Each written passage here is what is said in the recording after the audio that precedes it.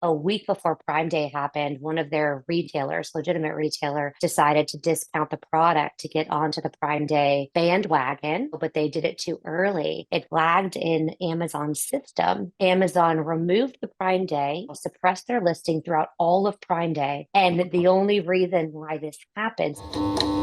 Liran Hirschborn, your host of the E-commerce Mindset Podcast, and I just finished an interview with Megan Harmon talking all about brand protection, how to deal with listing hijackers, how to prevent these problems in advance before they even become a listing hijacker. It's not a topic that I think you hear a lot about on social media, etc. People talking about brand protection, and so I wanted to kind of bring it to the forefront because it's something a lot of brands, as they grow and as they get into retail, really care about. So I think you'll want to hear the podcast with Megan. And as always, the podcast is sponsored by incrementumdigital.com. We are the growth engine for your brand. Visit us at incrementumdigital.com, where we can offer you a free audit to uncover all the growth opportunities your brand has. Enjoy this podcast interview with Megan. Thanks for joining us today on the podcast. We have with us Megan Harmon, managing partner with Thorncrest, which is a brand protection agency. Welcome to the show. Thanks so much for having me. I'm glad that you invited me over. I know we've had an opportunity to work together a little bit, but it's nice to actually have a chance to chat and maybe to dive a little bit deeper. Yes, and I think most of the guests that I have on my podcast, actually, I often get pitched a lot of guests from these podcasts. There's these services, and I always ignore them. Sure. And the guests that come on the show are ones that come on organically. I wasn't planning on doing an episode on brand protection, but Fair enough. you came recommended from a friend, and when I had a client that needed help with brand protection, and since then we had another client that needed help with brand protection, and you came highly recommended. And so I thought it was be good to kind of talk about this topic, because I think it's something brands need help with, but you don't often hear a lot of brands talking about. So I guess let's start with the basics of what is brand protection. Broad sweeping question, but I certainly can dive in a little bit. And so brand protection in its basic form is trademark and IP protection, right? So enforcing on trademarks, enforcing on patents, assisting with additional trademarks, assisting with additional patents, contract work, et cetera, right? So we can continue going on and on and on. At the very high level, it is basically protecting your brand name and your product from being misused by others, protecting your baby, if you will, right? And everything that you've worked for. And so, but deeper than that is where we go. So we certainly advise on the trademark side and on the IP side as well, patent and enforce on that as well. But I think the bigger, what we do more of is actually managing and help manage, kind of policing e-commerce is really what our specialty is, so that brands can focus on the growth versus trying to sell and fix the back end at the same time. It pulls away from that drive forward. So it in its simplest form, absolutely protecting trademark and enforcing trademarks, enforcing and protecting your IP. In a broader sweeping sense, it's looking and helping with contracts, drafting map agreements, strengthening warranty language, helping with questions about partnerships, new partnerships, reviewing retail agreements if you want to go omni-channel. It is much more broad sweeping than that, because frankly, the bigger the company goes, which is where some of the clients that you and I have shared are omni-channel or larger omni-channel clients. And that's, the bigger they grow, the bigger the problem becomes, because everyone wants a little piece of that pie. And so you start finding people that pop up out of nowhere that are using your name to attract attention, to market, to do whatever they can do to hopefully one day be on your playing field. Right. Right. Yeah. I had a couple of interesting cases recently. One of our clients who suddenly, he has a product that sells for $25, and suddenly Amazon suppressed their listing because of a lower price elsewhere. Well, he It's couldn't crazy. find, he sells on Walmart too. Couldn't find a lower price anywhere. He finally ended up hunting down on Mercari somebody listing his product for $9.99. He ordered the product. It was a counterfeit product. And it took him some time to hunt that down and eventually submit to Mercari that it was counterfeit, was able to, get it taken care of and the listing, back up with Amazon, but it cost Sure. him, 10 days of Um, sales or whatever, until he figured out. And, this was in the summer, and during the summer he's got a like a backyard splash toy that's like, yeah. between 1 and 10 in all of toys and games on Amazon. So it's like Oh gosh. thousands and Yeah, thousands of dollars in sales, that's right. every single day. Yeah. So I imagine this is something, part We of deal with what you're dealing with. all the time, unfortunately. And that is, so when we work with the brand, we look at internet wide. What I always say, kind of the easiest analogy, is that Amazon's the tip of the iceberg. It is absolutely the most visible. So Right. everyone's going and researching on Amazon. You're paying hyper attention to your ASINs on Amazon. But if you're seeing a problem on Amazon, there's much bigger problems underneath. And so we look at, some of the Chinese websites that do phishing. So Hmm. they'll put your name on there, say that this is a product. You'll get a seller who's like, oh, well, whatever X, Y, and Z bath toy or summer toy does really well. I'm going to buy it in bulk at this super cheap price. They get it. They think it's brand name X, Right. but it's not, right? This phishing site just had their brand name, their market, trying to market it to get that sale, but they're going to market it as brand name X as well. So the consumer is going to get an inferior product. They're going to lower the price. The listing may be suppressed. We Right. even say this with big box retail too. So Mercari's one, certainly there's tons more. And we look at all of those. But even if you're also in retail, beyond just your ASIN being suppressed and what that could do to your business, we had a brand whose ASIN was suppressed because they had a Prime Day special for the particular product. And so they were doing a Prime Day promo, and Amazon takes the last 6 months and kind of takes that as the MSRP. And then you want to make margin whole off of that. Right. And you're entered into Prime Day. A week before Prime Day happened, one of their retailers, legitimate retailer, decided to discount the product to get onto the Prime Day bandwagon, Mhm. if you will, but they did it too early. It flagged in Amazon's system. Amazon removed the Prime Day, even though they were a vendor central account, shipped in for Prime Day goods. Wow. Amazon removed their Prime Day special, suppressed their listing throughout all of Prime Day. And the only reason why this happened, so hundreds and hundreds of thousands of dollars lost. And this one retailer had 35 units Wow. left over. And all it took was a phone call. And it was really just that simple, but they didn't catch it for 3 days. And it was too late. It basically had reset that MSRP. They couldn't match the price that Amazon needed. So yeah, it absolutely happens all the time. And it's challenging, obviously, for the brand, but if you're monitoring it, I think that's something that we always say, brand protection tends to be a reactive program that people look Mhm. for because they just lost hundreds of thousands of dollars. And like, well, we're never going to do that again. It's a lot cheaper if you're preventative about it. it's Right. a, right. It's a lot cheaper if you look at it in the long run. It's like almost like getting insurance, right? And not quite the same level, but you go and you've got a broken arm, you go to the doctor and you didn't have insurance, you're Right. never going to not have insurance again. Right.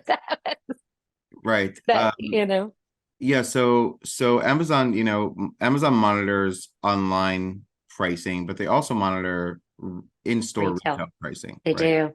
Yeah. Especially like on big box like Walmart and other. Yeah. And even smaller retail too. So regional retailers, they Mhm. monitor online pricing. They also do price comps for in store.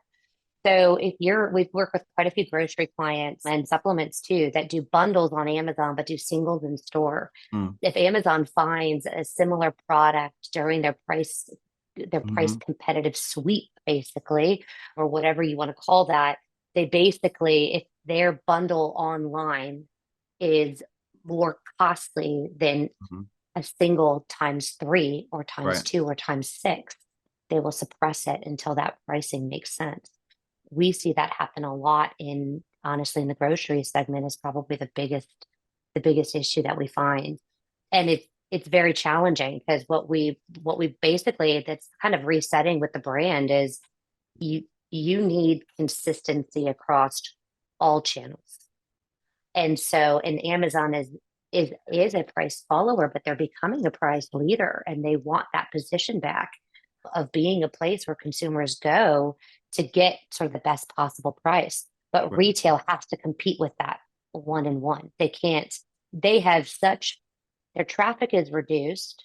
Right. People are coming into stores now to look for a curated solution, right? A curated offering, not 20,000 pages in one category, right? As you do kind of digital shopping. And so they have to be able to match Amazon to make sure that they're capturing and converting that traffic. And so Right. they match your price. But at the same time, they need a margin requirement there too, right? Right. So, because you're paying for shelf space, basically, Right. they're looking at that peg slot and saying, how much is that going to cost me? How much does that turn in my square footage of my store? And we're now seeing retailers charge back.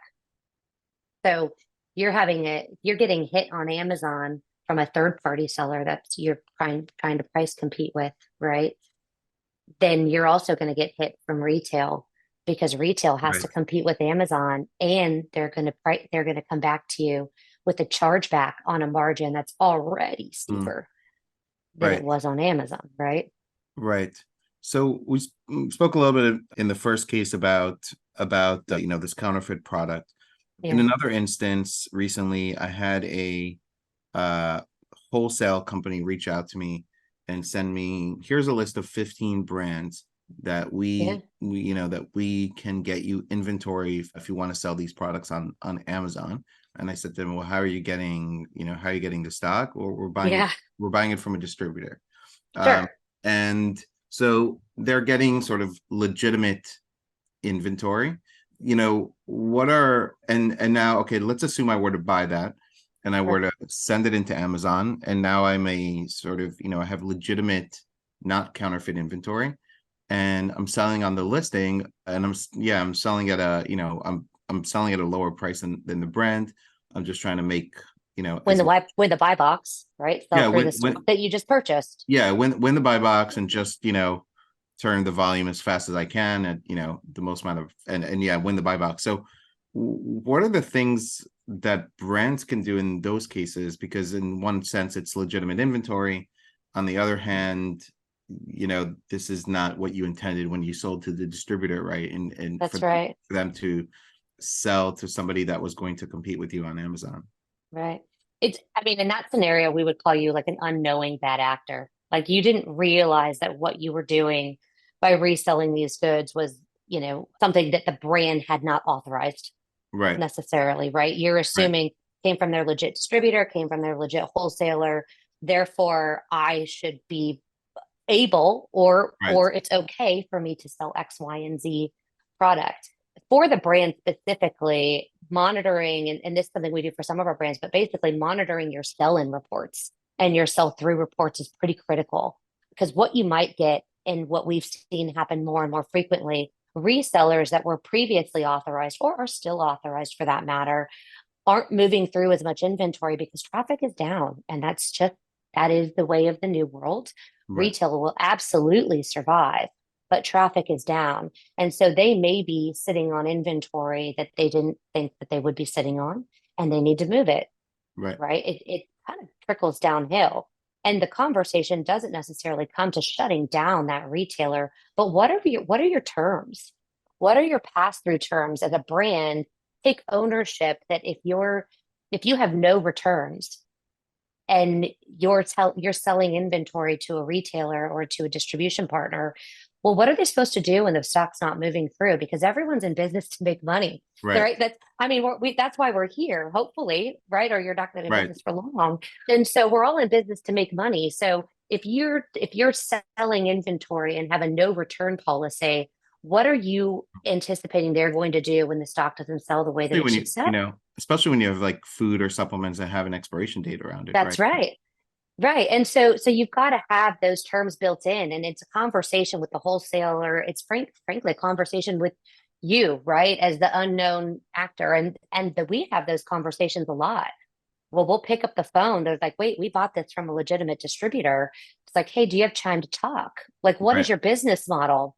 What is it that you purchased? Can we trace this back to what happened with the original wholesaler? Is it because you ran out, because you were stuck with inventory with an expiration date, or stuck with it and you didn't have return rights? Is this at the fault of the brand's fundamental contract that they have set up, where they're setting themselves up for this Hmm. problem in the future?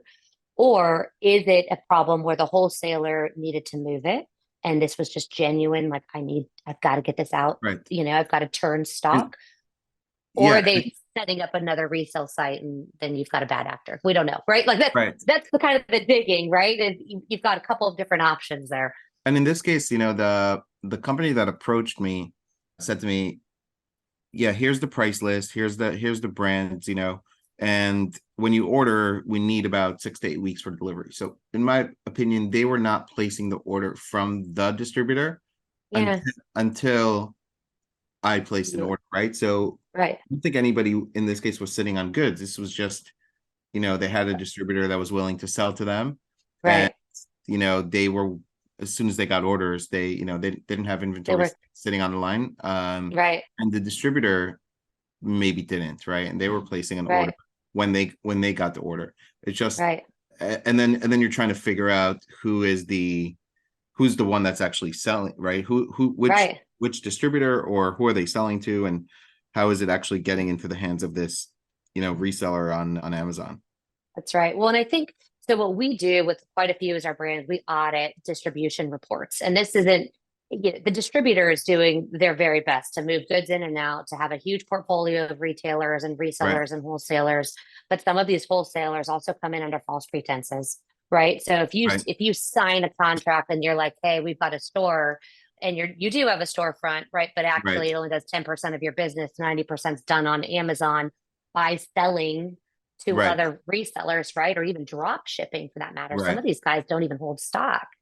We basically will go through and we actually will identify if this is a legitimate storefront. What is their majority of their business? Do they drop ship? Do they not?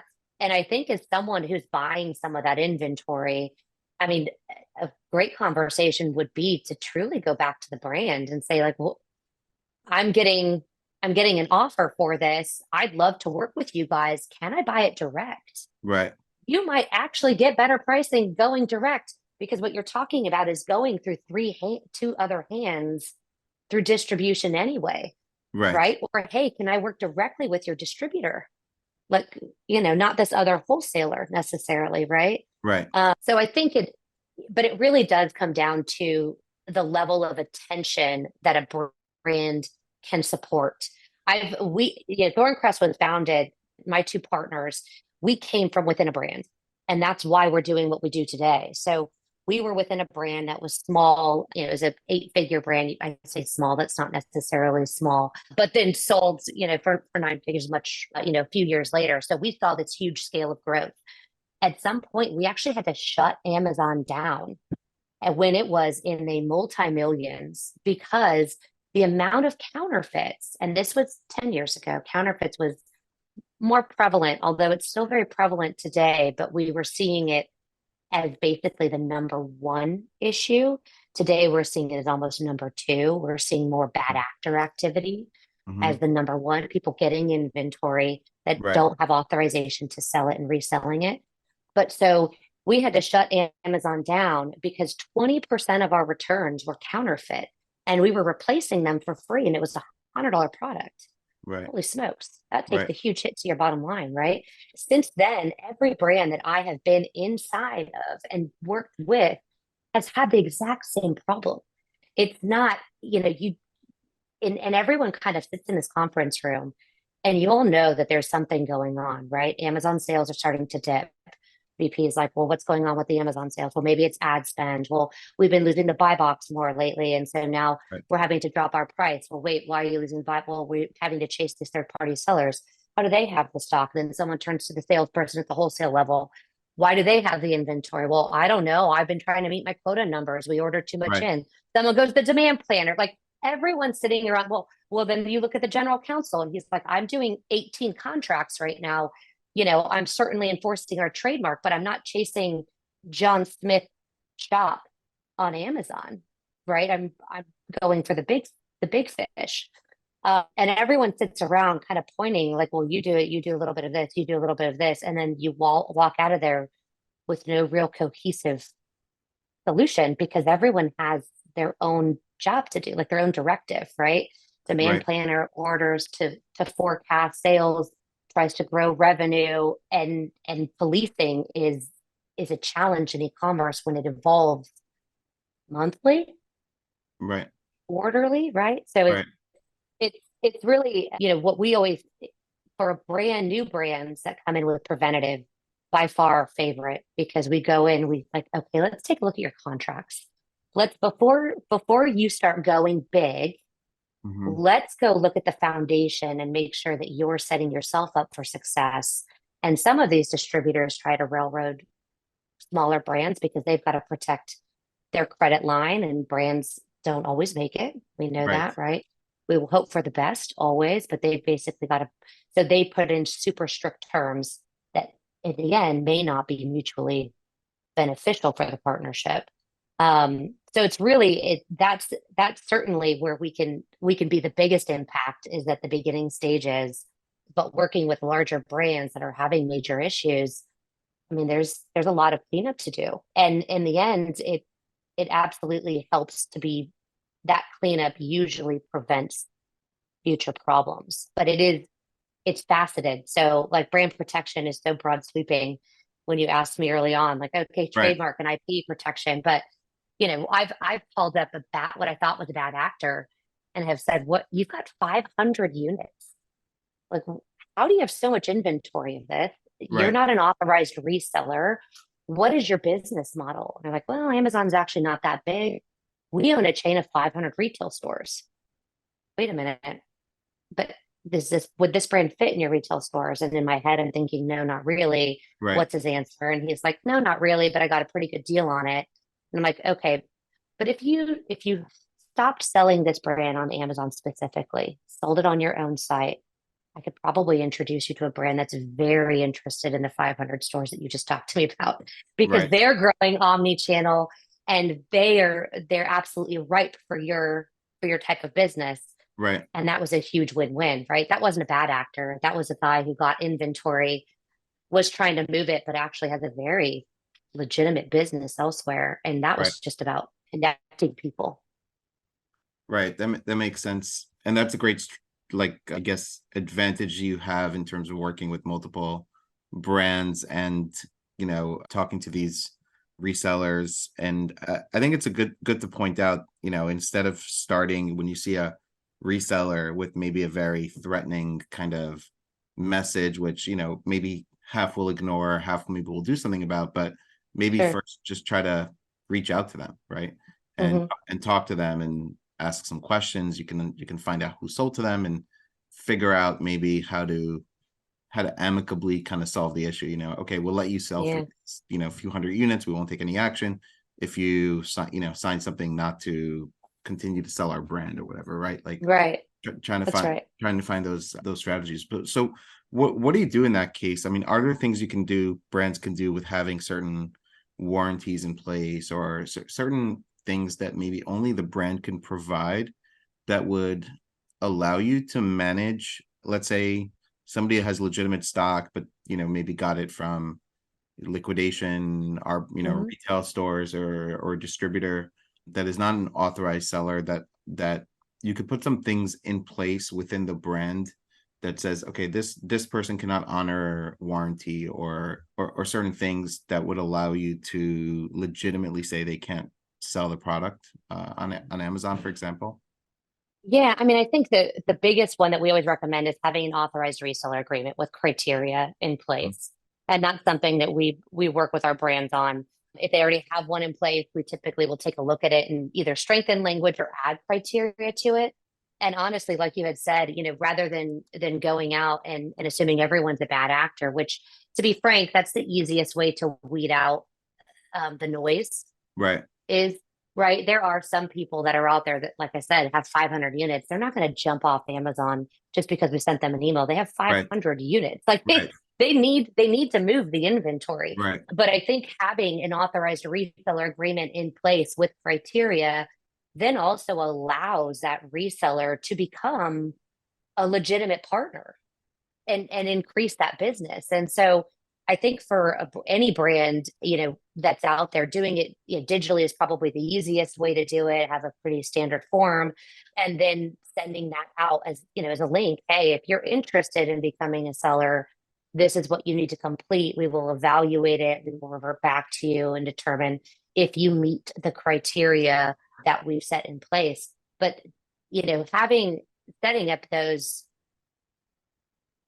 boundaries, ethos internally too, right? With your entire sales organization, saying this is how we're going to vet. That means we might say no more than we may say yes, Right. or we're 50-50 or whatever that looks like. But we need to stay true to it because once you start getting sellers under your listing, you're going to get more. Like it Right. doesn't stop with just one or two because then all of a sudden it's like open season. Well, if that guy's doing it, well, then I can do it. If he's doing it, then I'll drop my Right. price.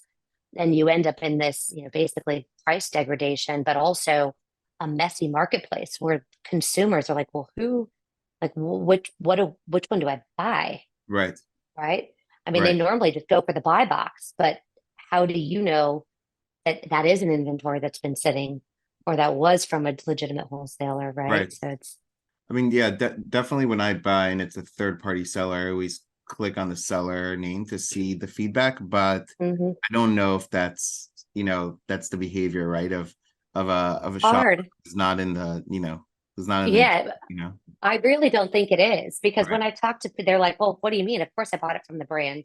Right. Like, well, actually, you didn't. Like, Right. it's like, you don't. You and even I went in and I actually, but I'm an advanced shopper like you are. I Right. also know the big problems, right?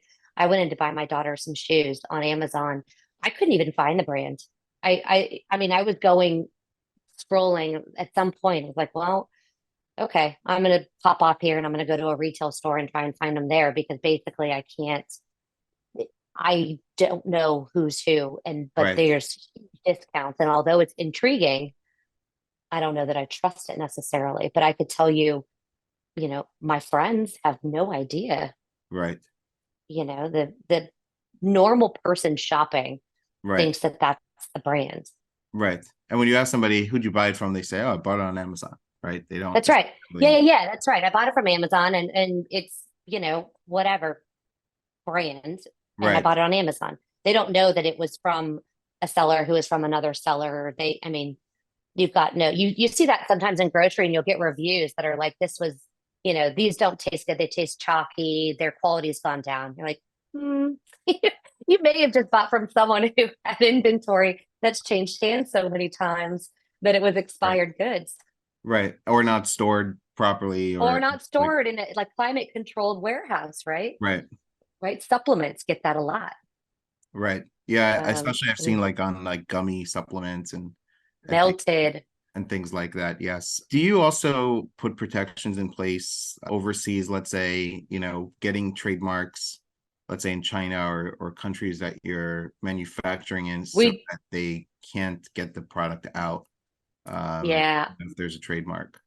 Yeah, we do. So we would highly recommend. So we do trademarks in Europe. We do them in Asia and then here locally too, and can absolutely help brands with that. But we always recommend for brands manufacturing in China to get a trademark in China too, especially as they grow, the brand grows. We have experienced this firsthand. We've had many, many brands experience this firsthand where they basically are being ransomed. Their trademark is Mhm. ransomed. So if they didn't have it in China, someone in Asia purchases it, their trademark, and then stops the good at customs. Right. And basically, you can't get your product out, and that's not unique to China. That's unique Right. to anywhere where they're manufacturing your goods. If you don't have the trademark in that country and they stop it and they seize it, and basically you have no supply until you You pay the buy ransom. back your trademark from that company. And that can be very pricey. The bigger you are, the more expensive they're going to hold it, right? But more Right. often than not, you're in you're high six figures for buying that trademark back because they've leveraged your goods. Right. So, so definitely get a trademark in the country you're manufacturing. I guess at which point should a brand, let's say, be talking to, a company like Thorncrest, or be approaching you if you're starting up and your plan is to be in retail, if you're starting up and your plan is to be just let's say D2C and Amazon, like when should Yeah. brands consider, okay, we should have some kind of strategy in place, and like you said, easier to deal with it proactively in your agreements and how Yeah. you're setting things up. I'd say when they're looking to go into retail or other e-commerce platforms. And the reason is because you're then opening up your product to be purchased by other individuals who could potentially resell it because they Right. have a store visa, they've got coupons, they've got Right. basically retail arbitrage is very real Right. and is a huge issue. But so if you can get ahead of that, and when you go into retail, when you sign with distribution, right? If you're able to pull, and we do ad hoc work all the time. We even do acting GC for smaller brands that are looking to go into retail to review Mm. contracts or to draft contracts or to draft authorized resale agreements. But basically, if you can come in early and we can say, hey, let's take a look at your contracts. Let's add this language, from a brand protection standpoint specifically. And then you kind of, you go quiet, you go off on your own, you start building it. We'd say the moment you get into a medium mid box is when you should be saying, hey, if Amazon is still a priority for you, Right. and that mid box is, if this isn't something you're so very, very slowly going after, I'd say call. And that's when we would basically put you on a preventative program.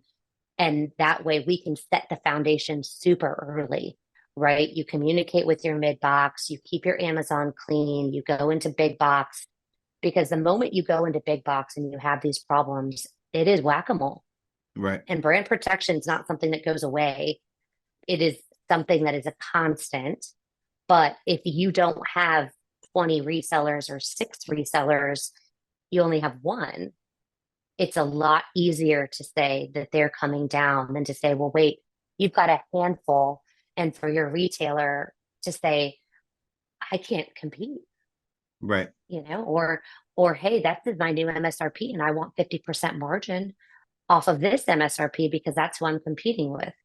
Oh, Right. like that chokes you out, right? Right. That's not worth it at some point, And so I'd say that's the place where if we had kind of our golden ticket, like come before you get into major retail and before you sign a major distribution partner, because we could kind of set up, hold, and then turn back on when the time is right. But it's going to help both your retailers obviously and your Amazon business. But at the end of Right. the day, our goal is to make sure the brand is profitable, the most profitable Right. they can be, because you're already giving up a lot when you're on Amazon and in retail. And would you advise brands at that point to try to create a different, somewhat of a slightly different SKU for retail versus Amazon? I know that may be challenging at times, but Yeah, if you can manage the SKU count, excellent. But don't just create a different SKU number, no, because not your not product will SKU number, still but be compared. There has to be right. something, some differentiator that you're presenting online, physical differentiator, not just a sleeve, that you're presenting Right. online or in store that is different, so that you don't end up with a potential price comparison issue. Right. So so for example, I'm selling a can of soda. Mhm. Would if I sell a 12 ounce versus a 16 ounce or something and Yeah. create a SKU, is that enough where, then it won't be Yes.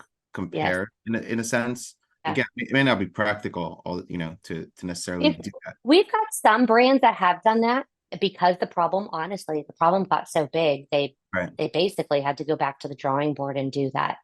And yes, I'd say absolutely. If you have the resources right, to manage SKU counts like that, that is an excellent way to do it. I think that becomes incredibly tricky in the soft goods space, in clothing, right, in shoes, right? Because right, I mean, doing two sets of size 5 through size 11 is of black is right, a crazy SKU count conversation, right? right, I think it's a lot easier with goods that don't have as many variations or child products. right. I mean, think in thinking about it, there are, I think, things you could do, but if you included a bonus shoehorn or something, right? Like Sure. online, but That's right. yeah, but it can, I can see it getting complex, especially when you have a lot of SKUs like in clothing or something. Yeah, it just depends on your resources, right? Right. Yeah, I think at the end of the day. But yeah, that would be, I mean, that's an excellent way. Serial number tracking is another way that's Mhm. great, where you can manage batch numbers and track them back. That's a huge plus for any brand, but as long as it's tracked all the way through, because just Right. applying a serial number and then Right. letting it out into the wild Right. Eh, doesn't let you track back. Right. It's a poor use of it, right? Yeah, and so I guess speaking of which, on the serial number side, do you recommend the Amazon transparency program? I Uh, do. Yeah, I would. In general, I would recommend it. We see less problems when brands are in transparency. It's not zero, right, but we see less. We see inherently less. And so I absolutely would say yes. I think there is a fundamental flaw with that program, which is just that you have to put the number or the transparency on every product you manufacture. right, So you're still going to get third party sellers then that are buying right, legitimate product that are then selling it in, and it's still going to code properly, right? But we do find less right. of Because that. Amazon, in a sense, wants to deter the counterfeit, but they want that. Amazon, in a sense, wants those resellers, right? Because they bring the That's price their whole down. marketplace. They bring That's the their whole price down. marketplace. That's right. Right, And that's their marketplace model, right? Is to support the more resellers, the better. So right, the transparency program helps against counterfeits. It doesn't, I mean, I'd say it is slightly helpful against additional resellers popping up on your ASINs. We do find less resellers for people who have transparency. Why? I'm not totally sure. It could maybe just they're be that, concerned. yeah, that's Yeah, it. It could just be perception. right, I'm not totally sure, but we do find less resellers for people who have transparency. It, doesn't solve that problem, but it certainly helps with counterfeit. right. Or maybe they're just companies that are more concerned about brand protection in the first place, right? Yeah, well, You that's know, definitely true. It's usually companies that have been burned. right. Right, exactly. And yeah, and I think that's why, you'll never see Amazon, because Amazon could easily turn something on in brand registry, like who are the approved reseller names, right? That are allowed to sell. But Amazon will likely never turn that on because it's to their benefit to drive price down and, competition, and let you figure out kind of the That's right. problem, right? Open marketplace. That's Right, the whole, right? It's an open marketplace and it's for anybody and everybody. And so it's not in their best interest to prevent other sellers from joining brands that are selling very well, right, right? I mean, that's right. usually what the issue pops up, not when Sure. you're when you're a baby brand. The Right, issue pops up when you start getting into kind of that, teenager and adult life, and right, you're getting into the millions and you're climbing rankings and things are starting to work really well for you. And then you got sellers pop up and Amazon doesn't want to stop that traffic. That's how right. I mean, that's where their money's coming from. Right, exactly. And how they drive pricing down and Well, there's got to be competitive, right? They're right, price leaders. They're supposed to right, be the most competitive in the market. That's why go to Amazon, you research a product. That's why when you're in a store, whatever store it may be, and it's a brand you're not familiar with, and you go to Amazon first to check out the reviews. right, And then all of a sudden, if you see it's cheaper, Amazon just stole that retailer's traffic Oh yeah. immediately. I'll Especially when I place can it. get it in my house the next morning or that That's day. right. Or a couple hours later. Right. Yeah, I'm not spending another $5 for it in retail. I'd rather just have it delivered to my house. And honestly, the biggest issue there is, did I go just for that product? Because if so, they might have just lost a basket spend, right? If Right. I went just for Right. one product and then I went and I was going to add three or four other things, and all of a sudden I'm on Right. Amazon, I'm like, well, shoot, I might as well just, if I'm already getting a delivery, Right. Not waiting online. I may as well just add those things to my Amazon delivery and Right. walk right out that door of that retail store. That's Right. the biggest issue, right? That's why retailers have to compete with Amazon in a sense that they curate the solution, but pricing wise. Right. Yeah. So And yeah, I mean, I'll do the same, often with a supplement where for the most part it's usually higher priced like at Whole Foods versus Amazon. sure. I Yeah. will check the reviews. I'll probably buy my first, I'll say, okay, I'm here. I'll pay the extra Hmm. $5 or $10, but then the next order I'm placing on That's Amazon. right.